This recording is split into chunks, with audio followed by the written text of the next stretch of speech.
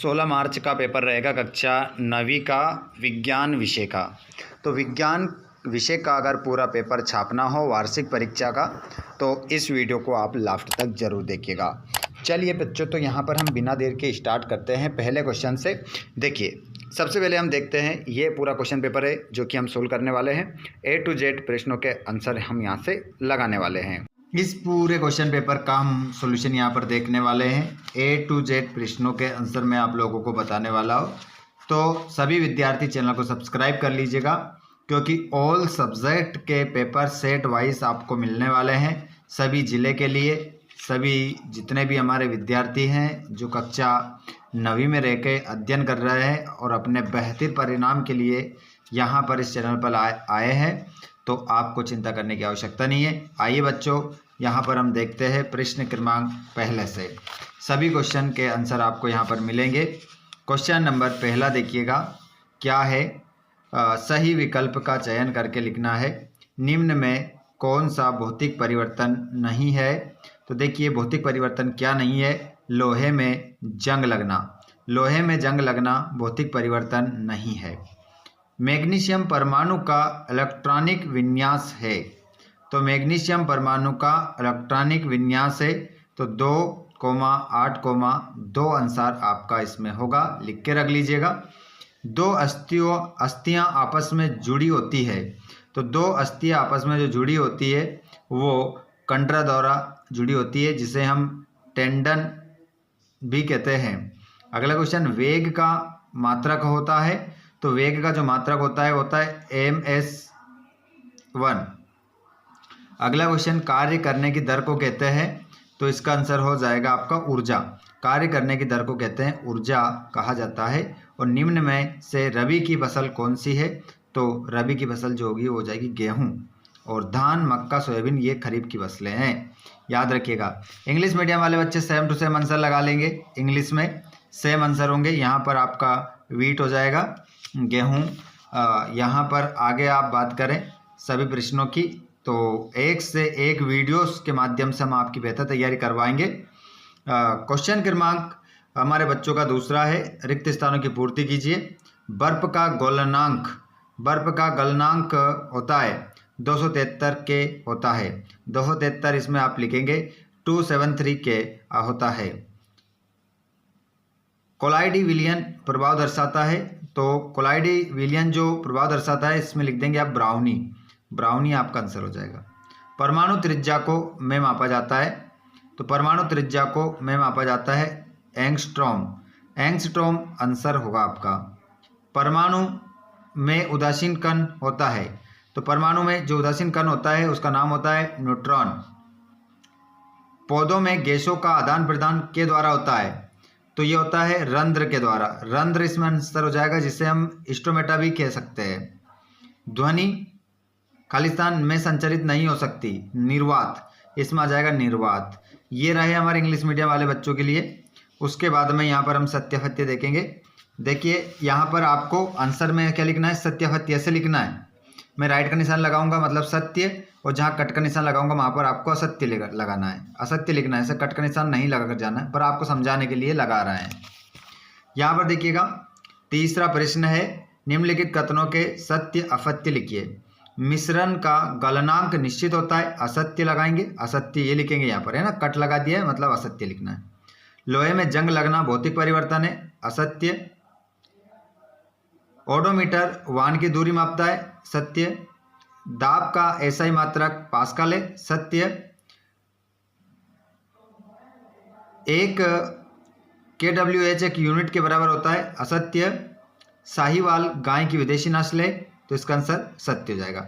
उसके बाद में यहाँ पर ट्रू फॉल्स हमारे इंग्लिश मीडियम वाले बच्चे, इसमें आप पहले में लगाएंगे फॉल्स, इसका भी फॉल्स, ये ट्रू हो जाएगा, ये ट्रू हो जाएगा, ये फॉल्स और ये ट्रू हो जाएगा। ठीक है, याद रख लीजिएगा। उसके बाद में पेज पलट लेते हैं।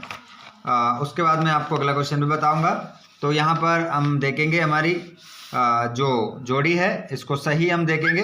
आपको बिल्कुल भी चिंता नहीं करना है, सभी आंसर आपको कंप्लीट करवाएंगे 1 से लेकर 23 तक। सही जोड़ी बनाइए।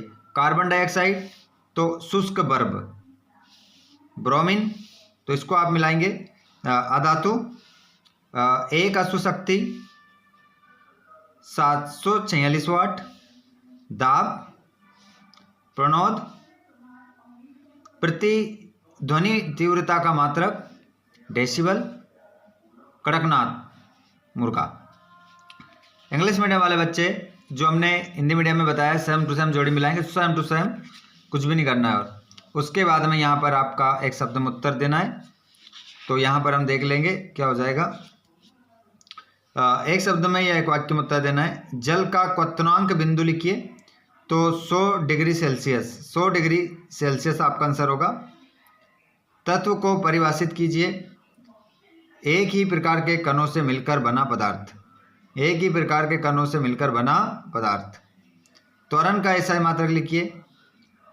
त्वरण का जो एसआई मात्रक होता है वो होता है m/सेकेंड या m सेकेंड या की घात -1, है ना। मिनट सेकेंड, 1 मिनट में 1 मिनट पर सेकेंड, इस प्रकार आंसर हो जाएगा। सामान्यतः जी गुरुत्वीय त्वरण का मान होता है। तो इस प्रश्न का जवाब आप सभी हमें कमेंट बॉक्स में बताएंगे। देखता हूं कितने बच्चे इसका सही जवाब कमेंट बॉक्स में देते हैं। ऊर्जा को परिभाषित कीजिए। तो कार्य करने की दर।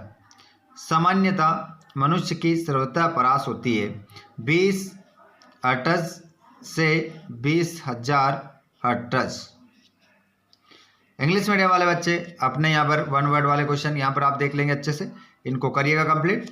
उसके बाद में आ जाते हैं हम 2-2 नंबर के प्रश्नों की ओर। सभी आंसर भी हम देखेंगे, बिल्कुल कंप्लीट करेंगे हम इस वीडियो को।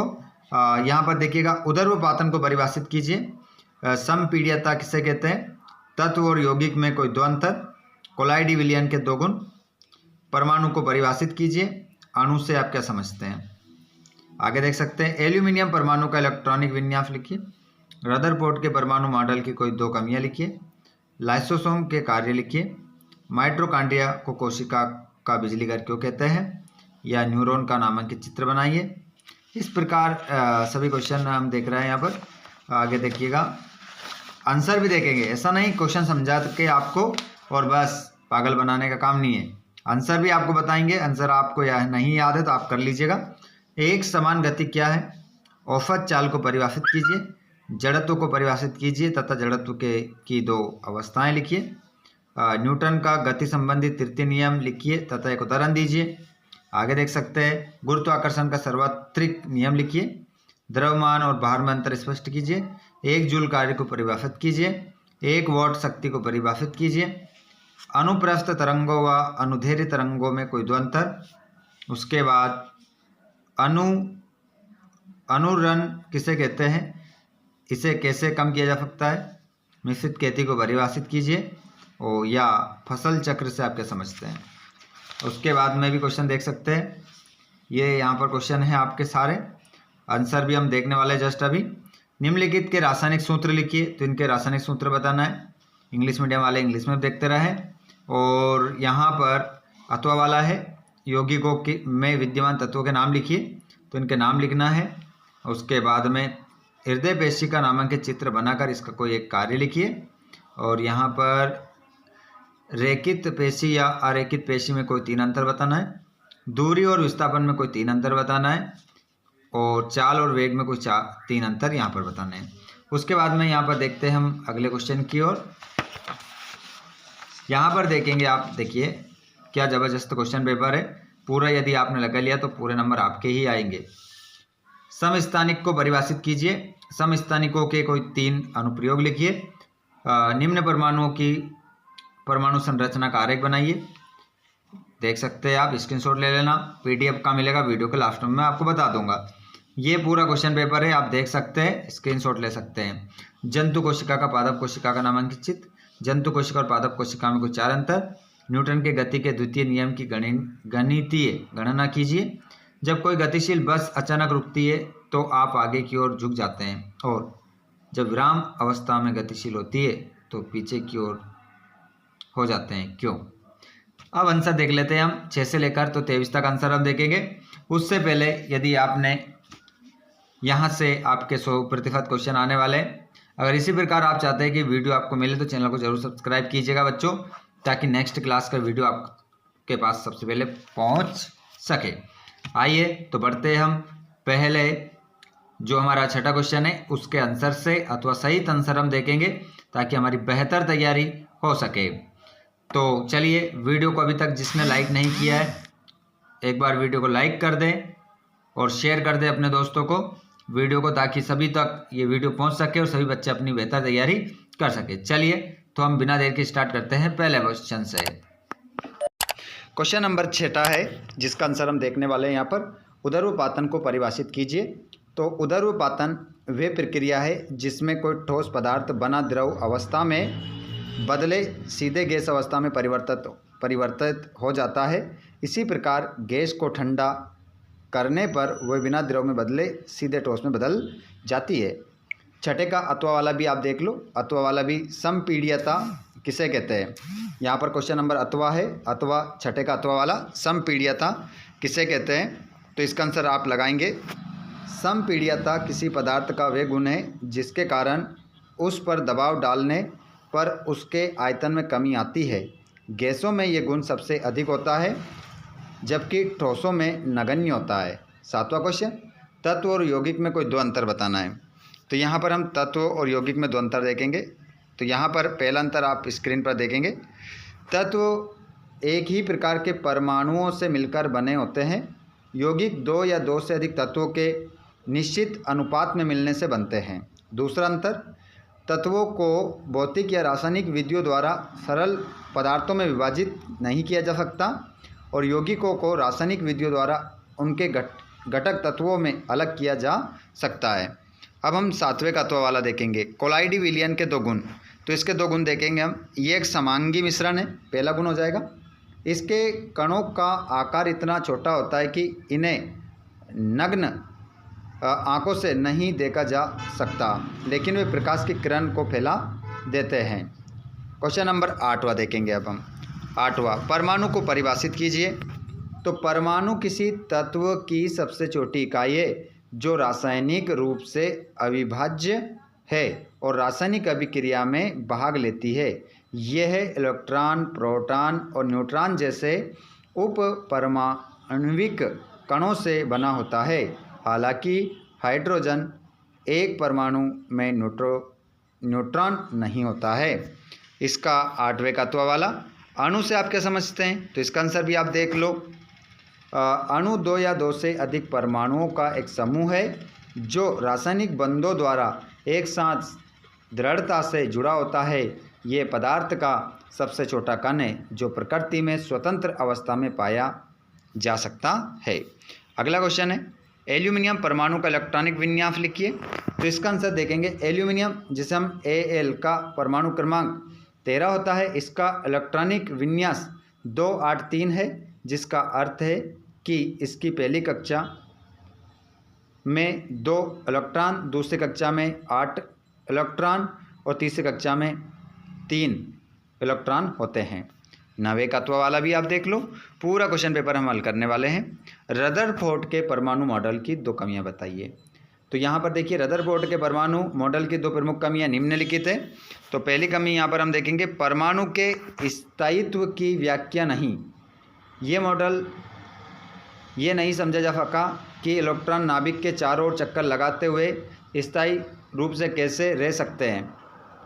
यदि वे ऊर्जा उत्सर्जित करते हैं तो उन्हें नाभिक में गिर जाना चाहिए, जिससे परमाणु अस्थिर हो जाता है। दूसरा, इलेक्ट्रॉन की स्थिति स्पष्ट नहीं। मॉडल के इलेक्ट्रॉन की निश्चित कक्षाओं या स्थिति के बारे में कुछ नहीं बताया, जिससे परमाणु की संरचना अस्पष्ट रही। अब 10वां वाला क्वेश्चन देख लेते हैं हम, लाइसोसोम के कार्य। बहुत सारे बच्चे चाहे तो स्क्रीनशॉट भी ले सकते हैं। बहुत सारे बच्चे, यदि आप के पास समय कम है तो स्क्रीनशॉट लेकर आप लिख लेना, बाकी PDF तो मैं आपको दे दूंगा, आपको चिंता करने की आवश्यकता नहीं है। लाइसोसोम के कार्य। तो लाइसोसोम के 2 कार्य हैं। अंतः कोशिकीय पाचन पहला कार्य है। ये कोशिका के अंदर बाहरी पदार्थों जैसे भोजन कणों या बैक्टीरिया का पाचन करते हैं, जैसे ऑटोफेगी। ये पुराने क्षतिग्रस्त या मृत कोशिकांगों को पचाकर कोशिका की सफाई करते हैं, जिससे कोशिका स्वास्थ्य बना रहता है।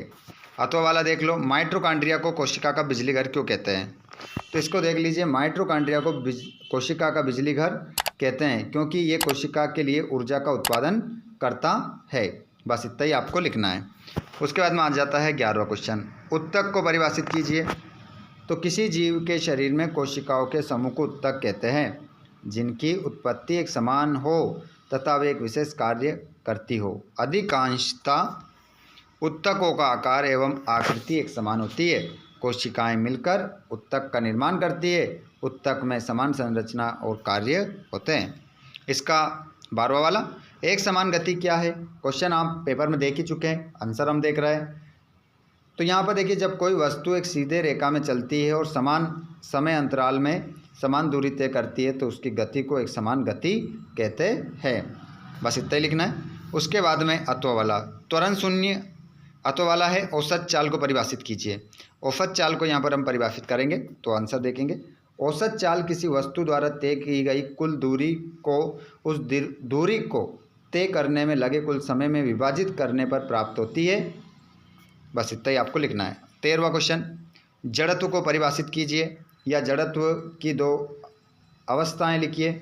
तो आंसर देखेंगे, जड़त्व किसी वस्तु का वो गुण है जिसके कारण वे अपनी गति की अवस्था में परिवर्तन का विरोध करती है। बस इतना ही आपको लिखना है। और उसकी अवस्थाएं में इतना आप लिख सकते हैं कि इसका अर्थ ये है कि विराम अवस्था में कोई वस्तु विराम अवस्था में ही रहती है और गतिमान वस्तु तब तक उसी गति और उसी दिशा में गति करती रहती है जब तक उस पर कोई बाह्य बल कार्य ना करे। तो इसकी अवस्थाएं, विराम का जड़त्व, वस्तु का वह गुण जिसके कारण वे अपनी विराम अवस्था में किसी परिवर्तन का विरोध करती है। उसके बाद 13 का अथवा यहाँ पर देखेंगे आप, अथवा वाला, न्यूटन की गति संबंधी तृतीय नियम लिखिए तथा एक उदाहरण भी लिखिए। तो देखिए यहाँ पर न्यूटन का गति तृतीय नियम स्पष्टीकरण, इस नियम के अनुसार प्रत्येक क्रिया के लिए एक समान और विपरीत प्रतिक्रिया होती है। ये नियम बताता है कि बल हमेशा जोड़ों में होते हैं। यदि कोई वस्तु ए वस्तु बी पर बल लगाती है तो वस्तु बी और ए पर समान परिणाम का लेकिन विपरीत दिशा में बल लगाती है। उदाहरण भी आप देख सकते हैं यहाँ पर, जब एक तैराक पानी में तैरता है तो वो पानी को पीछे की ओर धकेलता है और पानी तैराक को आगे की ओर धकेलता है। उसके बाद में 14वां, गुरुत्वाकर्षण का सार्वत्रिक नियम लिखिए। तो यहाँ पर देख सकते हैं, गुरुत्वाकर्षण का सार्वत्रिक नियम ब्रह्मांड में प्रत्येक वस्तु हर दूसरी वस्तु को एक बल से आकर्षित करती है जो उनके द्रव्यमानों के गुणनफल के समानुपाती होता है और उनके बीच की दूरी के वर्ग के व्युत्क्रमानुपाती होता है। ये बल दोनों वस्तुओं को मिलाने वाली रेखा की दिशा में कार्य करता है। क्वेश्चन नंबर 15 आ गया है। 15 का, 1 जूल कार्य को परिभाषित कीजिए। तो 1 जूल कार्य वह कार्य है जो 1 न्यूटन का बल किसी वस्तु को बल की दिशा में 1 मीटर विस्थापित करने पर करता है। इसका अथवा वाला 15 का, 1 वाट शक्ति को परिभाषित कीजिए। तो देखिए, 1 वाट शक्ति वह शक्ति है जब 1 सेकंड में 1 जूल कार्य किया जाता है। 16वें का आंसर देखेंगे यहाँ पर, अनुप्रस्थ तरंगों व अनुदैर्घ्य तरंगों में कोई दो अंतर। तो देखिए, अनुप्रस्थ तरंगों के माध्यम से कण तरंग संचरण की दिशा के लंबवत कंपन करते हैं, जबकि अनुदैर्घ्य तरंगों में माध्यम के कण तरंग संचरण की दिशा में समांतर कंपन करते हैं। इसका 16वां का अथवा देखेंगे अब हम। प्रश्न क्रमांक जो 16 का अथवा वाला है, अनुरण किसे कहते हैं, इसे कैसे कम किया जा सकता है। तो अनुरण किसी बड़े स्थान जैसे कि ऑडिटोरियम में ध्वनि के बार बार परिवर्तन के कारण ध्वनि की दृढ़ता है। इसे अवशोषक सामग्री जैसे पर्दे, कालीन और फर्नीचर का उपयोग करके कम किया जा सकता है। उसके बाद में क्वेश्चन नंबर आपका है 17वां वाला, मिश्रित खेती को परिभाषित कीजिए। तो यहाँ पर क्वेश्चन का जो आंसर हो जाएगा, मिश्रित खेती कृषि की एक प्रणाली है जिसमें फसल उत्पादन के साथ साथ पशुपालन भी किया जाता है। उसके बाद यहाँ पर क्वेश्चन नंबर 17वां का आप देखेंगे अथवा वाला, फसल चक्र से आप क्या समझते हैं। फसल चक्र एक ही खेत में विभिन्न फसलों को एक निश्चित क्रम में बारी बारी से बोने की प्रक्रिया है जिससे मिट्टी की उर्वरता बनी रहती है और कीटों व रोगों का नियंत्रण होता है। उसके बाद में 19वां क्वेश्चन है, हृदय पेशी का नामांकित चित्र बनाकर इसका कोई एक कार्य लिखिए। तो यहाँ पर मैं कार्य बता रहा हूँ, चित्र अभी बाद में बता देंगे आपको।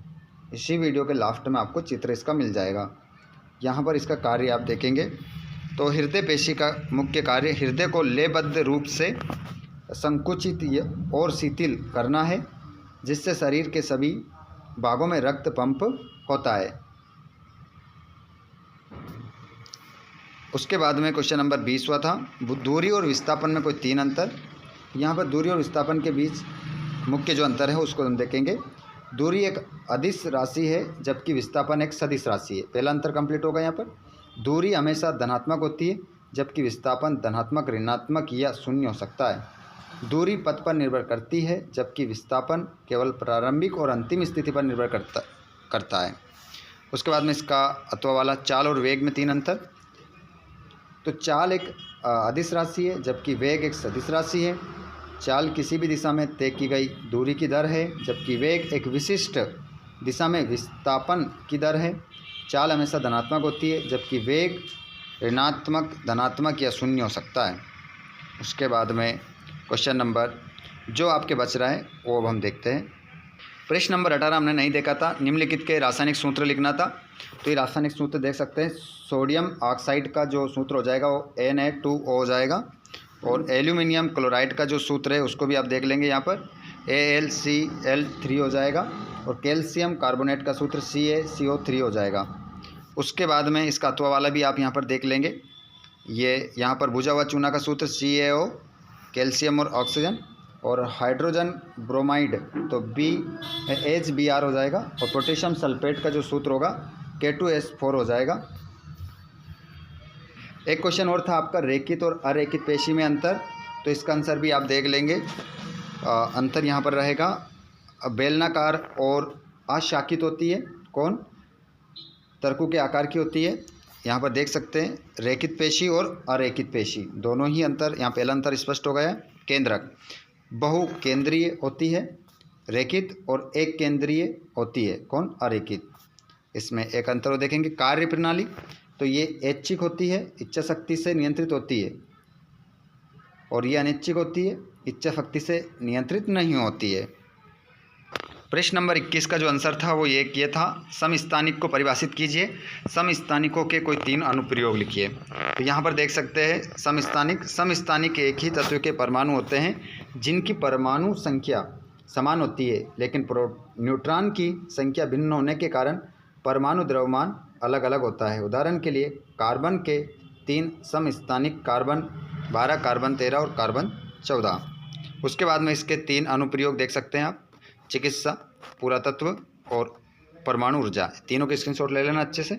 उसके बाद में ये इसका तो वाला और था, परमाणुओं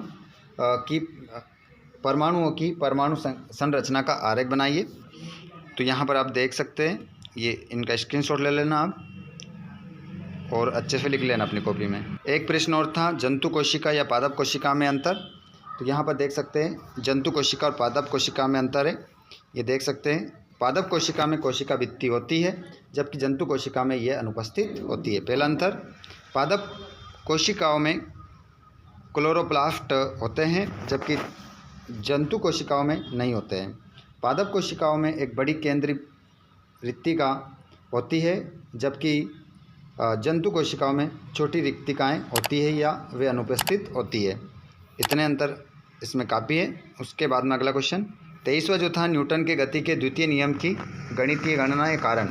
तो यहाँ पर देख सकते हैं संवेग में परिवर्तन की दर और बल का सूत्र व्युत्पन्न करना। ये पूरा इसका आंसर है, ये आप लिख लेना चाहिए, पूरा ये है। उसके बाद में ये 23 का अथवा वाला रहेगा आपका, गतिशील बस के अचानक रुकने या चलने पर प्रभाव। तो ये देख सकते हैं आप, इसका प्रभाव क्या पड़ेगा। इसके आंसर ये हो जाते हैं पूरे कंप्लीट।